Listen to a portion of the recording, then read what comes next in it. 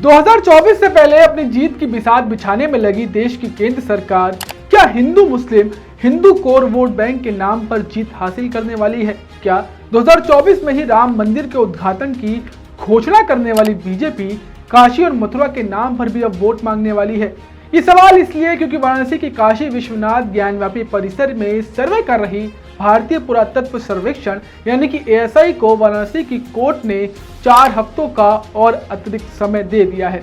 सोचिए, जिस मुद्दे पर पूरे देश में पूरे यूपी में बवाल मचा हुआ हो, जो मुद्दा इलाहाबाद हाई कोर्ट से लेकर सुप्रीम कोर्ट तक जा पहुंचा हो, जिस मुद्दे पर खुद सुप्रीम कोर्ट ने सोच समझकर फैसला देने की हिदायत दी हो, उस पर फिर से अब बवाल मचने वाला है।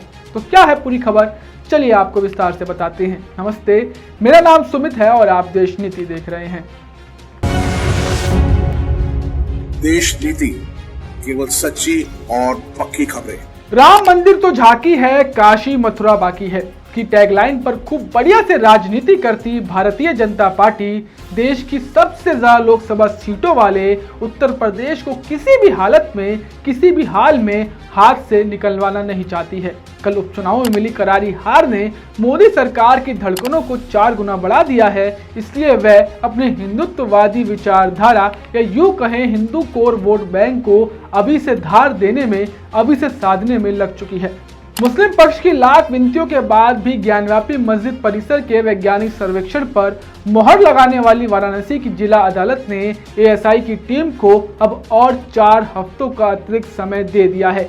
यानी अब ये एक अतिरिक्त समय में वह दोबारा से सर्वेक्षण करेंगे। अब आप सोच रहे होंगे, जो एएसआई इलाहाबाद हाई कोर्ट के एएसआई सर्वेक्षण के फैसले के बाद सुबह सुबह ही मस्जिद के बाहर आ खड़ा हुआ था, अब उसे 1 महीने का और अतिरिक्त समय क्यों चाहिए?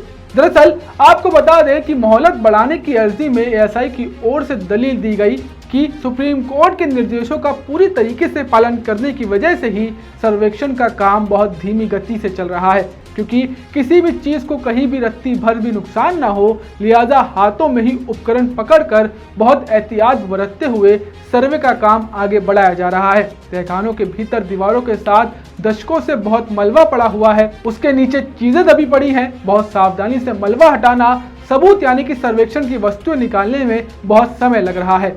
अब ध्यान रहे कि वाराणसी की जिला अदालत ने एएसआई को 4 सितंबर तक अपना सर्वेक्षण खत्म करने का आदेश दिया था, लेकिन अब एएसआई की अर्जी के बाद जिला जज अजय कृष्ण विश्वेश ने 4 हफ्ते का समय देते हुए कहा है कि एएसआई ध्यान रखे कि सर्वेक्षण सुप्रीम कोर्ट के दिशा निर्देशों के अनुसार ही हो। उन्होंने एक बार फिर एएसआई को ताकीद की कि कहीं कोई खुदाई न की जाए, इसका पूरा ध्यान रखा जाए।